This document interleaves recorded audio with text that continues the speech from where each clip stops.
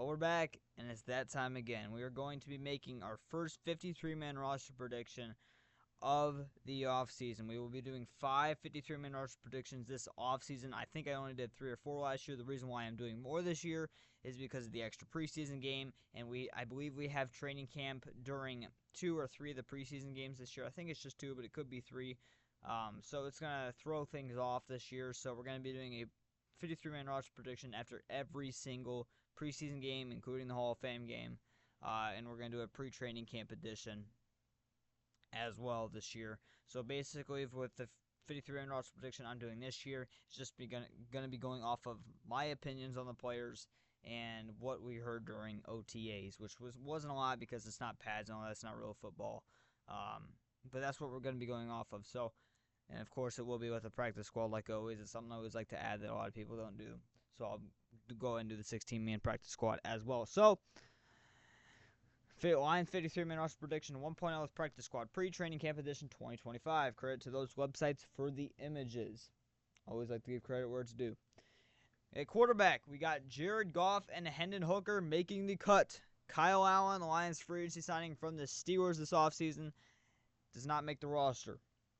Now, Kyle Allen, we signed him. He used to be a former starting quarterback for the Panthers back in, I believe, 2018 or 2019. Did an okay job for stepping in. Not great, though. He hasn't played these past couple of seasons.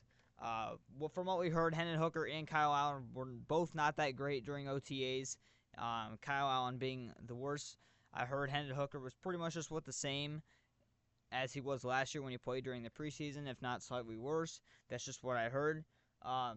So I think there's a real possibility that we do bring in another quarterback at some point during training camp, or if Hendon Hooker and Kyle Allen do not play well during the preseason or even training camp, that we bring a new quarterback through roster cut down. So, I wouldn't say any of these guys have a lock to make the team. Honestly, I could see them doing like a situation what they did in 2023 where they cut Tim Boyle, and then they keep David Blau, and then a day later they end up cutting David Blau and bringing in Nate Sudfeld. I could see a similar situation this year if Hendon Hooker or Kyle Allen do not do well in training camp at the preseason.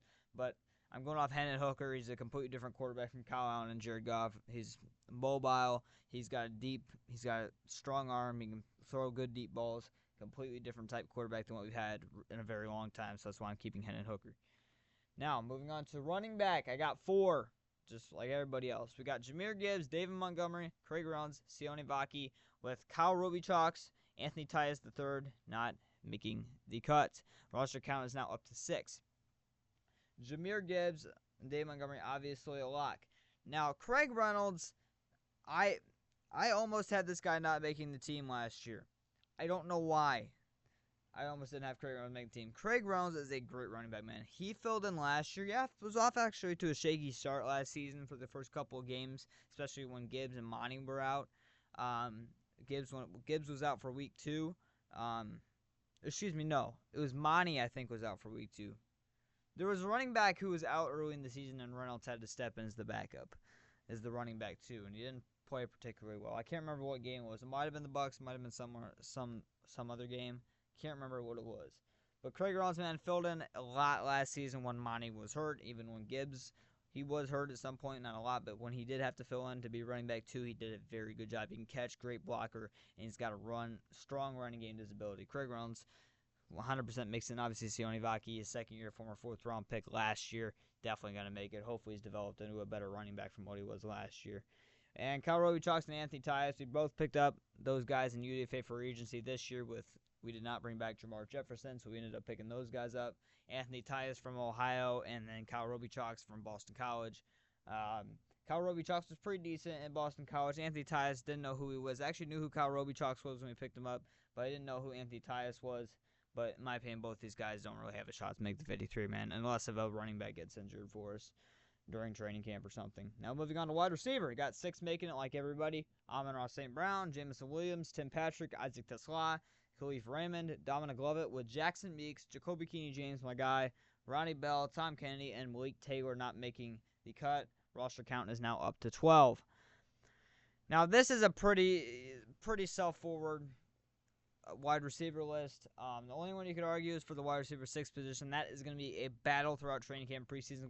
Going to be one of my most favorite position battles to watch of training camp and preseason. You realistically could have 5 guys competing for the wide receiver 6 spot, and not like any of those guys are bad. Those guys are all good, being Dominic Lovett, Jackson Meeks, Keeney James, Ronnie Belts, and Tom Kennedy.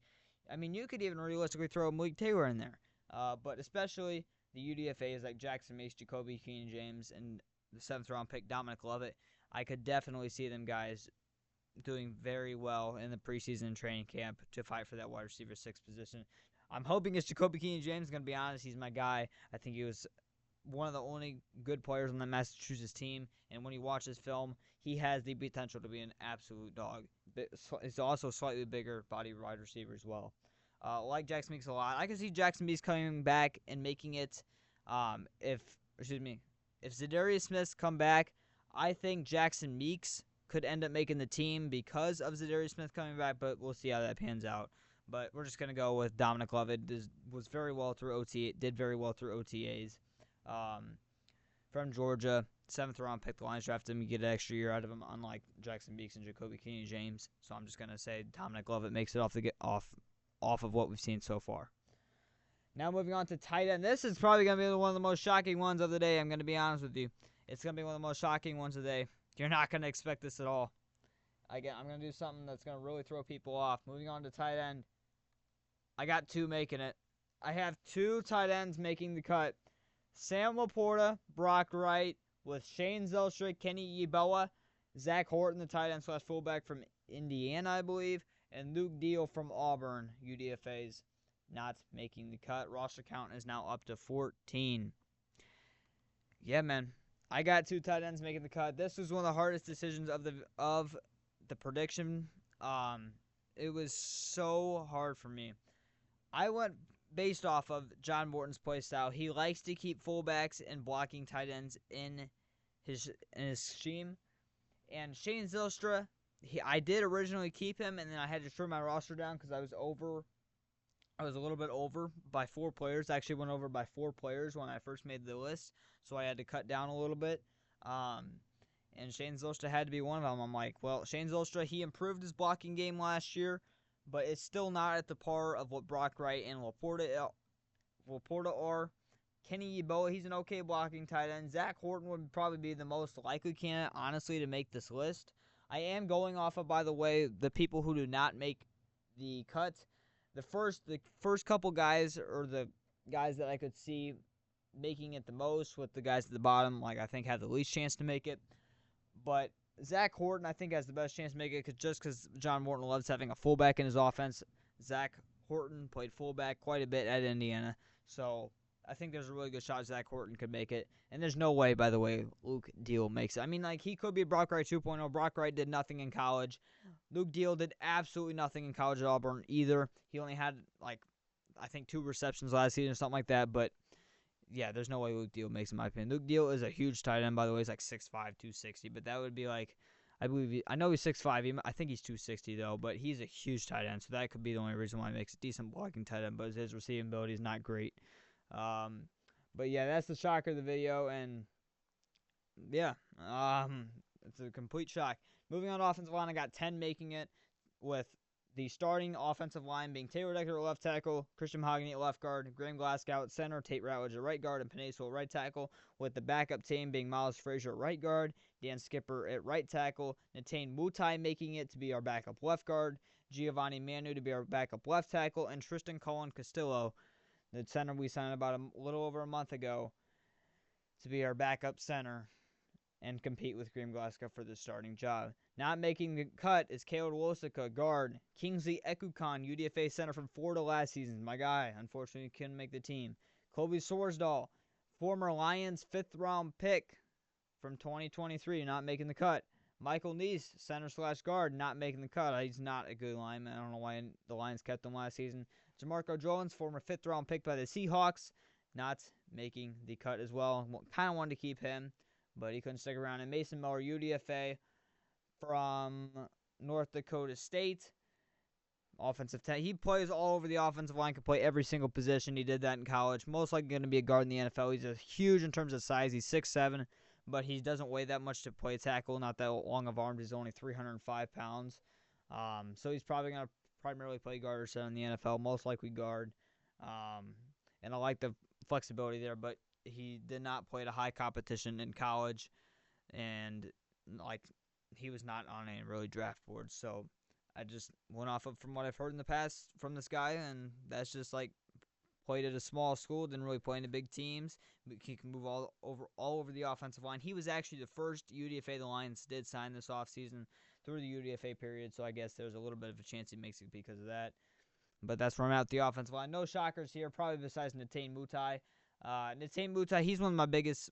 He's also a guy I really like. I was very high when we signed him last offseason, or 2 off seasons ago. I was very high on it. He missed all last season, got hurt in training. I think it was the first or second day of training camp he got hurt, was out for the season. But he's back this season. I have him making it over guys like Caleb Wilsika and Michael Neese, just because I think he is a better player than those two guys. And also, I think he's also a younger guy than Caleb Wilsika and Michael Neese, but also I think he has the chance to be a starting type player potentially. I don't see that with Caleb Wilsika or Michael Neese at all. So that's why I do have Natane Mutai making it. And Tristan Colon, I almost had not making it. I almost had Kingsley making it instead of Tristan Colon, but I went off of experience and the fact that our interior offensive line is insanely young. The only guy that is experienced in that interior offensive line is Graham Glasgow, so I just went there with more experience than not. So that's why I had Tristan Colon making it over Kingsley Ekukan. Now moving on to interior defensive line. Roster count is up to 24 currently. Interior defensive line, I got 5 making it. DJ Reader, Tyleek Williams, Levi Onwuzurike, Roy Lopez, Mekhi Wingo, with Pat O'Connor, Miles Adams, Chris Smith, Raekwon Williams, Broderick Martin, Lions former third-round pick from 2023, 96th overall, and Aleem McNeil on the PUP list, so he does not count towards the 53-man roster prediction. So I got 5 making it. The roster count is now up to 29. No shockers here. Probably the one shock, if you had to pick one, though, is Pat O'Connor not making it. The reason why I had that being the case, he was my last player, or my second player from making the roster. He was my 54th guy to make the team. I just couldn't keep him, man, from how the rest of the roster was panning out in this prediction. I just couldn't keep him. He can play on the edge. He can play it in the interior. I mean, I could potentially see him making it over Pat O'Connor just because of it, over Mekhi Wingo just because of experience. But I'm going to go with the starting potential in Mekhi Wingo.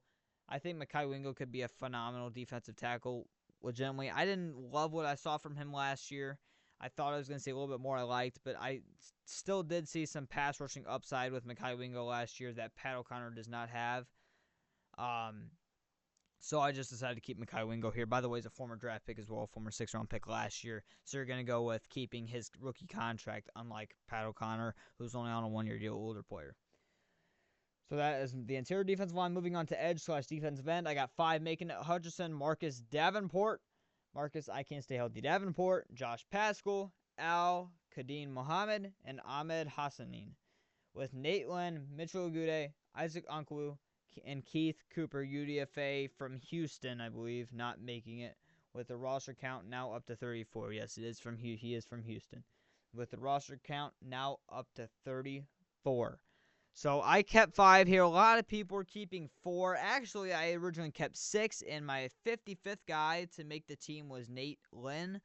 He is one of my biggest players that I'm rooting for this offseason to make the roster. He played very well last year in the preseason. I know he only played a game and a half or half a game. I think he got hurt actually in the first preseason game against the Giants halfway through, but he was getting an insane amount of pressure. I'm pretty sure he had a half a sack as well. He was playing very well in the preseason game. Kind of reminded me a lot of Marcus Davenport. And what do you know between those two? They both can't stay healthy for a full season. That's pretty funny to me.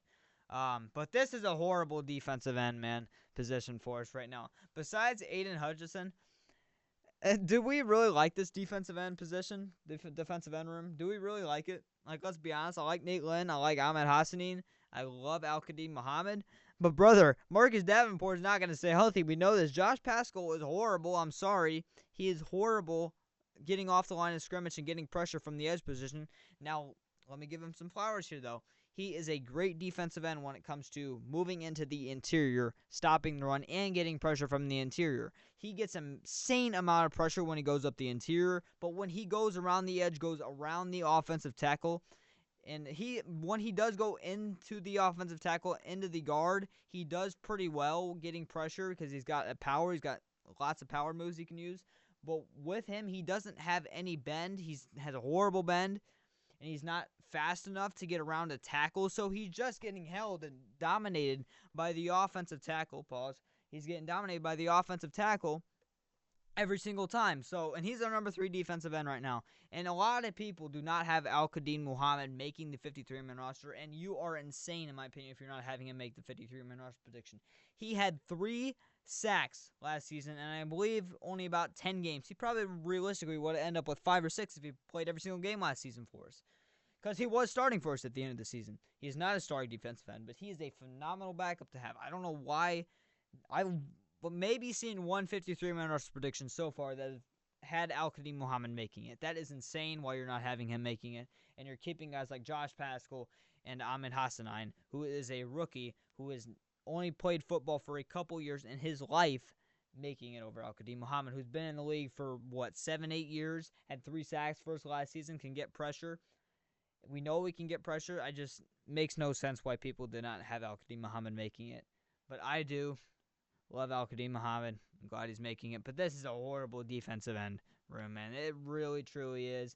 Now, if Marcus Davenport can stay healthy, it's definitely better. But you know he's not going to stay healthy. If Nate Lynn actually makes it and he does well again in the preseason and in the regular season, then yeah, I mean, it could be a decent defensive end room. If Ahmed Hassanein balls out, then he could be good as well.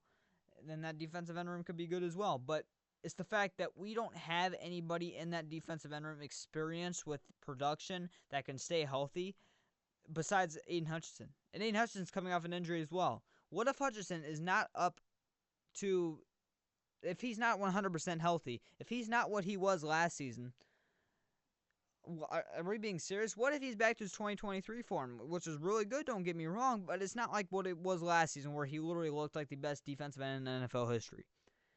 Or one of the best defensive ends in the NFL if you don't want to go in the NFL history terms. What if he goes back 2023? Very good defensive end, but 11.5 sack guy, can get stopped every once in a while. He's not winning every rep. Then your defensive run room is worse than it's ever been before. So I need Zadarius Smith to come back, man, or in the lines to get somebody else. I really need it right now. But that was the position that I'm like, oh my God, that made this team look bad was the defensive end room. But you know, we'll see if Marcus Davenport can stay healthy and Ahmed Hassanein and Nate Lynn can ball out, and Josh Paschal can actually get pressure from the edge, then maybe it could be decent. But that's a lot of ifs, man. That's a lot of ifs. And I legitimately think the defensive end room is what is keeping this team potentially from winning a Super Bowl. I truly do believe that. Now moving on to the linebacker room. Roster count is at 34. I'm keeping 6. Alex Anzalone, Jack Campbell. Hopefully that Anzalone situation gets worked out. I don't really view it as that much because he skipped OTAs last year, so I'm really not viewing it as that much. I really don't think he's holding out, but he could. Derek Barnes, Grant Stewart, Zach Cunningham, the Lions free agency signing a little over a month ago, and Trevor Nowaski with Zeke Turner, Anthony Pittman, and Deron Gilbert not making the count. The roster count is now up to 40. Malcolm Rodriguez will be on the PUP list to start the season. He's going to be out for at least the first third of the season with, I believe, a torn ACL. Yes, a torn ACL is what he had last season. So Malcolm Rodriguez will go on the PUP list, does not count towards the 53-man roster, just like Liam McNeil. And those are the 6 linebackers I'm keeping. No shockers here. That's pretty much how many linebackers and the linebackers that 53-man roster predictions do come out to. The only one, and some people don't keep Trevor Nowaski. I keep him. The Lions love him on special teams. He's a good run stopper. He can move all over he can move and he can play on the defensive line. He can play linebacker. He's a great special teamer. He's not a good guy on that defensive line. He struggles to get pressure, but he can if he ever needs to. So just for flexibility, just because of special teams, he makes it, in my opinion. I know the Lions love him. So Trevor Nowaski makes it, and obviously Zach Cunningham makes it as well. And I'm assuming Zach Cunningham is the Malcolm Rodriguez replacement until he comes back. Now moving on to cornerback.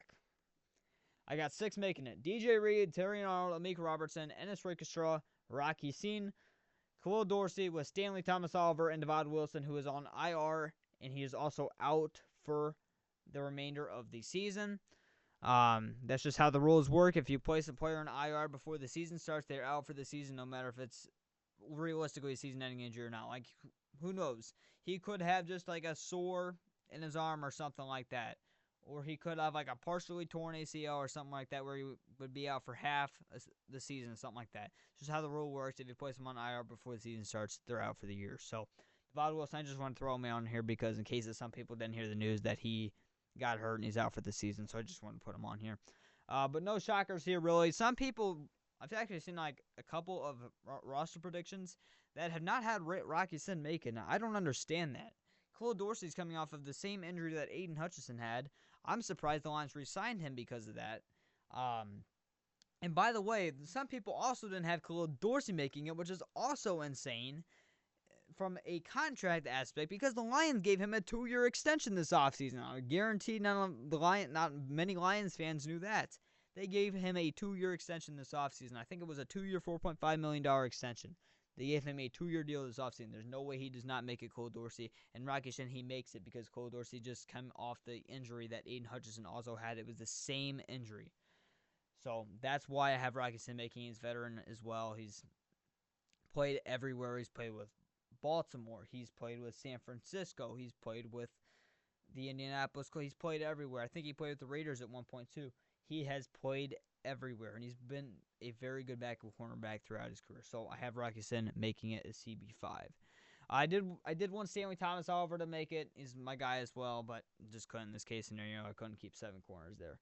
Now, roster counts up to 46. Now moving on to essentially the final position. Safety, I got 4 making it. Really wanted it to be 5. Brian Branch, Kirby Joseph, Avonte Maddox. We know Avonte Maddox is going to play safety for the Lions this upcoming season. Kelvin Shepard and Dan Campbell have essentially confirmed that he will be playing safety this year and not cornerback like he has in the past. And Dan Jackson is our safety for the 7th round pick from Ohio State this year. Or excuse me, Georgia as our safety for. Now, Maurice Norris, Maurice Norris. I love the guy. Or excuse me, Morris Norris if you've been watching the channel for over a year now. Morris Norris. Morris Norris was my 54th guy to make the team. I love Maurice Norris, man. He can play cornerback. He can play safety. He can play slot. He can do everything. He's a great special teamer. He's a good run stopper. I thought when he had to fill in the Commanders game last year, he did very well for stepping in and he only played 1 snap until that Commanders game when everybody got hurt, when Melifanu got hurt and stuff like that again. And Brian Branch as well. He only played 1 snap in his NFL career. Prior to that, and I thought he played pretty decent for stepping in. Maurice Norris, I really want the guy to make the team. I'm hoping he plays well through training camp in the preseason to make the roster. He was my 54th guy to make it. It was between him or Trevor Nowatzki as the final 53rd guy, but I went with Trevor Nowatzki because of flexibility and the fact that with how many linebackers got hurt last year for us, I went off of it because of that, and I think linebacker is a more important position to the Lions than a safety, plus our safety room, in my opinion, when it comes to depth, is better than linebacker. So that's why I had Trevor Nowatzki make it over Maurice Norris. But yes, Maurice Norris was my 54th guy. Ian Kennelly, Warren Strickland, and Eric Howlett do not make the cut. Ian Kennelly was close as well to making it. Ian Kennelly did very well through OTAs. Apparently the Lions really like him.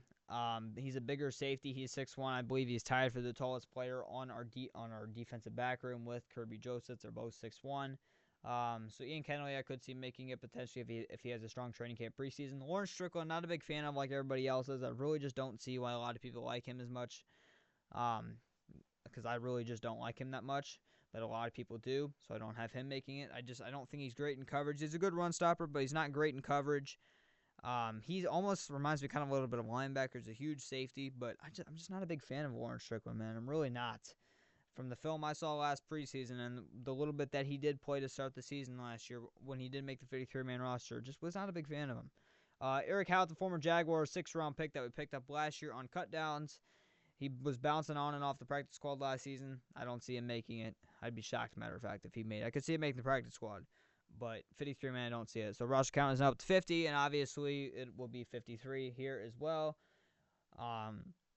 With special teams, Jake Bates, Jack Fox, and Hogan Hatton making it. The roster count to now at 53. We don't have another long snapper, punter, or kicker on the team, so obviously that was how the 53-man roster was going to end. Now moving on to practice squad. I did not want to show that yet, but we're going to have to now. So practice squad, I always like to do this. Always a touch I add, and that I've never seen anybody else do, matter of fact, a 16-man practice squad. But I went ahead and did it. It was a tough decision with keeping 57 guys on the 53-man initially. Me having to cut down to 53, it made this practice squad extra tough. So let's go and start with the practice squad. So our first player, Kyle Allen, making it. We always keep 3 quarterbacks usually. And Kyle Allen just makes it as the practice squad quarterback, emergency quarterback.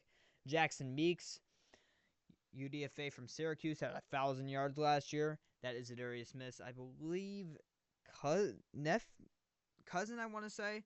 I know he's related to Zadarius Smith. I can't remember. I think it's cousin. I could be wrong, though. But Jackson Meeks, could very well see him making it, but he definitely makes the practice squad. Jacoby Keenan, my guy, makes it. Ronnie Bell, former 7th-round pick by the Niners 2 years ago, he makes it. All those guys could realistically have a big role in the Lions' offense due to injury or in the future as well when Tim Patrick and potentially Khalif Raymond are no longer around in the future. So that's why I decided to keep them over a guy like Tom Kennedy because of the future role I could see them having. Tom Kennedy, he was my 17th guy on the practice squad to make it, but obviously you can't keep 17, unfortunately. Now, for tight end, we only did keep 2 tight ends on the 53-man roster, so I had Shane Zilstra making it as our practice squad tight end, along with Zach Horton, who can also play fullback. As you kind of probably expected in the tight end, reviewing the tight end room, when I was talking about Zach Horton and how he can play fullback and how John Morton loves that, I had to keep him on the practice squad, so that's why I kept him. He can play tight end. He actually had a pretty decent amount of receiving yards for being a fullback / tight end at Indiana. He can catch the ball. He can block. He can kind of do everything on that offensive. He can run the ball as well a little bit. He can kind of do everything. So I had Zach Horton making it. Caleb Wosika makes it as a veteran guard who can step in due to injury. Kingsley Ekukan, the reason why I had him making it, the Lions absolutely love him. Dan Campbell, when Frank Ragnow retired, when people asked him about, when the Lions beat writers, reporters asked him about who could step in and become that new starting center, Dan Campbell mentioned Kingsley Ekukan as one of the guys. And again, he's my guy as well, so I would love him to get an opportunity to start at center. I don't know how good he would do, but I would love for him to start and get a potential starting opportunity at the center position. So that's why I have Kingsley Ekukan making it. Again, I could very well see him make the 53-man roster as well. Now, I do have Mason Miller making it just because of positional flexibility and the fact that he was the Lions' first UDFA signing during the UDFA period. Pat O'Connor, he was my, 54th guy to make it. I had to keep him, obviously. He can play defensive end, but he is a very good, reliable veteran defensive tackle. He played pretty well for us last season. I believe he had a sack and a half for us last season. He can get pressure. He can stop the run. He even played nose tackle for a little bit last season, and he's only like 295 pounds. So Pat O'Connor obviously has to make the practice squad. I could realistically seeing him getting picked up on waivers, but the reason why I don't also see that is just because he's also on the older side. He is, I believe, 31, so that's the reason why I don't think he gets picked up on waivers. Now, Keith Cooper, I had making it because of positional flexibility as well. He can play DE/DT. He can move in the interior. He's 280 pounds. 6'5", 280 pounds. He's huge. He's really reminds me a lot of Josh Paschal in terms of the fact that he doesn't have a great burst off the line of scrimmage, not a great bend. He, for the most part, relies off of his power moves. And I think Keith Cooper is literally Josh Paschal. That's what I see of Keith Cooper. That's why I have him making it, because I know Lions love players like Josh Paschal and that type of player size. Josh Paschal is literally essentially the same type build as Keith Cooper as well. I think Josh Paschal is 6'4", 6'5", 275 pounds, so very similar in terms of build. So I went off of the fact that, by the way, Keith Cooper also had a very strong OTAs, so that's why I kept Keith Cooper on the practice squad. My voice is getting shot, by the way, if it sounds like I'm having voice cracks every single second. Wow. I'm going to rest my voice for a second. All right, I think we're good, maybe, potentially. Now, Nate Lynn is my 12th guy here to make the practice squad, just because of what I talked about him earlier. Ezekiel Turner as well. Picked him up last season during midseason. Played pretty well for us as a depth linebacker, but he's not great in coverage. Decent run stopper for his size. He's only like 225 pounds. I think he's 230 pounds. He's a little bit undersized for a linebacker. But he is he's one of the best special teamers I've seen the Lions have probably since Miles Killebrew. He's phenomenal on special teams, so he definitely makes it because of that more than defensive playing ability. I think the reason why he makes it is because of his special teams ability, because he is one of the best special teamers I've seen the Lions have in years. Stanley Thomas Howard makes it. He can play. I believe he can actually play safety. I don't think he's ever done it at the next level in the NFL, but he can. He's a former 7th round pick by the Panthers.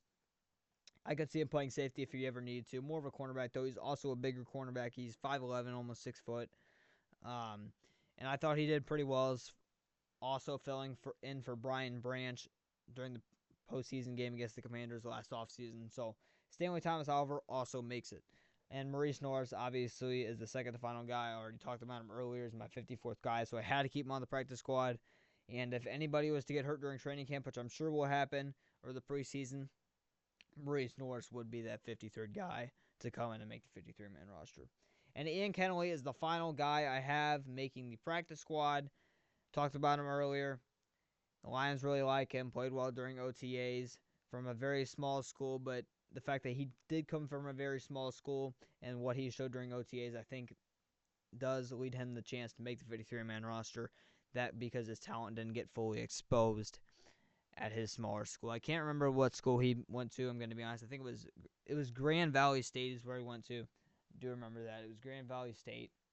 Very small school. That's all I got to say. So his talent was maybe never really exposed because he went to a small school. So that's why I had him as the final person on the practice squad. It was either him or Tom Kennedy is the final guy, but I went with Ian Kennelly for a future aspect and also the fact that his talent has never really been exposed because he played at Grand Valley State. Now, players who did not make the roster and that will become free agents are Kyle Robichaux, Anthony Tyus, Tom Kennedy, Malik Taylor, Kenny Yeboah, Luke Deal, Jamarco Jones, Colby Sorsdahl, again, former Lions 5th-round pick in 2023, Michael Neese, Miles Adams, Chris Smith, Raekwon Williams, Broderick Martin. Oh, man. Oh, Broderick Martin. What a miss that was, man. Hold on a minute. What a miss Broderick Martin was. Brad Holmes doesn't really miss, really. But, man, was Broderick Martin a miss. There's no way he makes the team, in my opinion, this year. There's no way he makes the 53-man roster. And if he makes the practice squad, that's dumb. It really is. There's no disrespect to Broderick Martin from, his personal aspect. I have nothing against him. But he's not a good football player. He is not. We saw him last season in 2023 as well. 2023. He played well, man. He only played, I think, 50 snaps in 2023. Played a little bit more in 2024. But he was even worse in 2024, in my opinion. He just looks so raw. He looks like a UFL type player. That's just what I can say. The Lions drafted him for developmental, and what I got to say to Brad Holmes as well, he's phenomenal drafting. But when it comes to developmental players, he does not do well with them. Colby Sorsdahl was pretty developmental, did not work out at all. Broderick Martin was very developmental, and wow, was that a miss. And Giovanni Manu, he didn't play at all last season. We drafted him in the 4th round, did not play one single game. Not really going to crap on that too much right now. Just because, again, developmental aspect, but I need him to be playing this upcoming season as a backup or filling in for an injury. I need to see him at least active on game days. So that's the only thing I have against Brad Holmes, man, is the Broderick Martin pick, but specifically his developmental type players. None of them have worked out, real talk. So Broderick Martin does not make it. I mean, hopefully he can find a team somewhere else, but man, he was not a good player first. He just was not. And the final couple guys here I had not making it was Mitchell Agude. He can also play linebacker, but he's not a good pass rusher. He's really not. Good special teamer, but I just really don't see him. I just don't think he's good enough on defense to make the team. Isaac Lugu had a very strong preseason last season, had 3 sacks, but man, when he had to step in for Aiden Hutchinson and Marcus Davenport and everybody on that defensive line last year due to injuries, he did not play well. He played, I think, 2 games. He played 3 games actually for his last season, I think. And man, did he look raw in every single game. He was not a good pass rusher in those 3 regular season games. In the 3 preseason games, he was great. But in the 3 regular season games when it matters the most, he did not play well. And I don't think the Lions like him as much as guys like Nate Lynn, Muhammad, Hassanin, obviously. So even Keith Cooper. So that's why he don't make it. Andy Pittman, I could see him making it. Special team guy, been with the Lions for a long time. I just don't see him making it. I think guys like Zeke Turner are better on special teams, and the fact that we have younger guys as well that can step up to replace Anthony Pittman. Deron Gilbert, Lions picked him up. He got hurt, I believe, in week 1 of the preseason last year, missed the whole year. Lions brought him back late in the season to the practice squad. I don't think he played, though. He can play safety. He's very undersized. He's only, I think, 218 pounds, very undersized. He played a little bit of safety in college, so he probably could move to safety if ever needed. But, yeah, Deron Gilbert, we haven't seen anything of him, so we can't make the team. Eric Howard, again, former 6th-round pick, was bouncing on and off the practice squad right season. The reason why he don't make it. And Lawrence Strickland, again, I didn't love from what I saw from him last season. He'll probably make the practice squad, I'm going to be honest. I think there's a good shot he makes the practice squad, 50-50 chance. But that's 53-man roster prediction 1.0. My voice is shot. I have to make another video still, so if I'm voice cracking in my next video, or actually, this video is probably coming out after this video that I'm making next. So, yeah, my voice is going to be shot in that. So, fair warning. Again, probably don't matter because that video is coming out anyway before, but whatever. One Pride Go Lions. The Hall of Fame game when I'm recording this video is is about 2 weeks away from now. Man, wow. This offseason is legitimately flown by. This is the fastest offseason I've ever been a part of. Honestly, I thought it was going to be super long, but man, it is absolutely flown by. One Pride Go Lions. Let me know where you disagree, where you agree. Do you see Broderick Martin making it? Same with Colby Swordsall. You see him on the thumbnail. I definitely want to hear about your opinion on those guys. So One Pride Go Lions. But, man, this puts a lot of work in it. This takes a lot of time to put together. So if you hit that like button, subscribe, it'd mean a lot because this does take a lot to make this 53-man roster prediction every single time. It takes multiple hours to put together. So One Pride Go Lions. Hall of Fame game is right around the corner.